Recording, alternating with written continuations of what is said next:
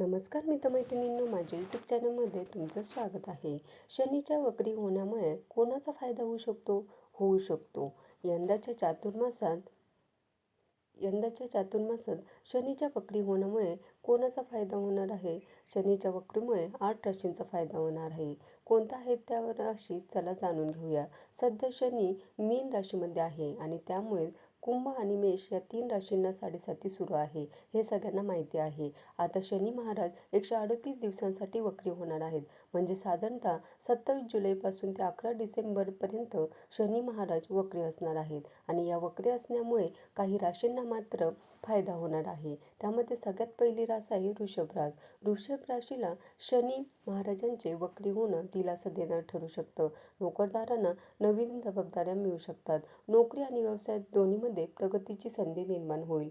वरिष्ठ त्यांच्या कामगिरीचं कौतुक करतील. व्यावसायिकांना सुद्धा नवे करार मिळू शकतात. हा काळ गुंतवणुकीसाठी अनुकूल असेल आणि आर्थिक परिस्थिती पूर्वीपेक्षा अधिक मजबूत होईल. घरात सकारात्मक वातावरण राहील. सगळ्यात महत्त्वाचं, रखडलेली कामं पुन्हा वेग घेतील. कुटुंबाने मित्रांचा पूर्ण पाठिंबा या काळात मिळेल आणि नकारात्मक व्यक्तींपासून दूर राहणं फायद्याचं ठरेल. लाभ होणारे आणखी एक रास म्हणजे मिथुन रास. बऱ्याच काळापासून पदोन्नती किंवा इतर कशाची तरी तुम्ही वाट पाहत आहात, तर ती चांगली बातमी तुम्हाला या काळामध्ये मिळू शकते. नवीन संधी सुद्धा निर्माण होऊ शकतात. प्रगती निश्चित आहे. व्यावसायिक नवीन सौद्यांसाठी एकत्र येऊ शकतात. उत्पन्नाचे नवे साधन निर्माण होऊ शकते. कुटुंबासोबत तुम्ही चांगला वेळ घालवाल. अनुकूल स्थिती तुमचा आत्मविश्वास वाढवेल. कामाच्या ठिकाणी प्रतिमा अधिक मजबूत होऊ शकते. आत्मविश्वास आणि अतिघाई टाळणं महत्त्वाचं. विद्यार्थी आणि नोकरदारांसाठी हा काळ अनुकूल असण्याची अपेक्षा आहे. त्यानंतर सिंह रास. सिंह राशीसाठी जे व्यवसाय करताय, व्यवसायात मोठी वाढ बघायला मिळेल. शनी वक्री होणं तुमच्यासाठी फायद्याचं ठरणार आहे. आर्थिक परिस्थितीला एक नवीन वळण देणारा हा काळ असेल. अचानक आर्थिक लाभ मिळू शकतात. पैसे बऱ्याच काळापासून कुठे अडकले असतील किंवा वडिलोपार्जित मालमत्ते, एखादा मोठा परदेशी करार किंवा नवीन भागीदारी मिळू शकते, ज्यामुळे नफा दुप्पट होण्याची शक्यता आहे. तूळ रास. सरकारी क्षेत्रातून तूळ राशीच्या लोकांना लाभ प्राप्त होऊ शकतो. नोकरी करणाऱ्या व्यक्तींना कामाच्या ठिकाणी मोठी जबाबदारी किंवा बढती मिळण्याचे योग आहेत. विरोधक प्रयत्न करूनही तुम्हाला हानी पोहोचू शकणार नाहीत. सरकारी कामं पूर्ण होतील. जे सरकारी नोकरीच्या तयारीत आहेत किंवा ज्यांची निविदा किंवा काही प्रकरण प्रलंबित आहेत, त्यांना हा काळ मोठं यश देणारा ठरू शकतो. समाजात आदर वाढेल.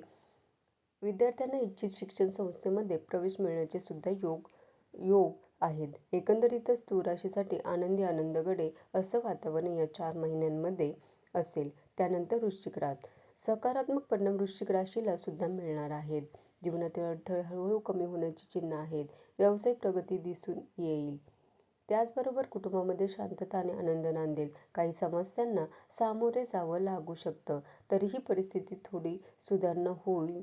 शिक्षणाच्या बाबतीत शुभ फळं दिसून येतील. गुंतवणूक केली तर त्यात सुद्धा सुधारणा दिसून येईल. धनुरास. करिअर आणि आर्थिक बाबतीत सकारात्मक बदल होऊ शकतात. नोकरी आणि व्यवसायात नवीन संधी मिळण्याची शक्यता आहे. धार्मिक कार्यामध्ये तुमची आवड वाढेल. प्रवासाचीही शक्यता आहे. कठोर परिश्रम आणि शिस्तीमुळे सकारात्मक परिणाम मिळू शकतात. आपल्या आरोग्याकडे लक्ष देण्याचा सल्ला मात्र तुम्हाला दिला जातोय.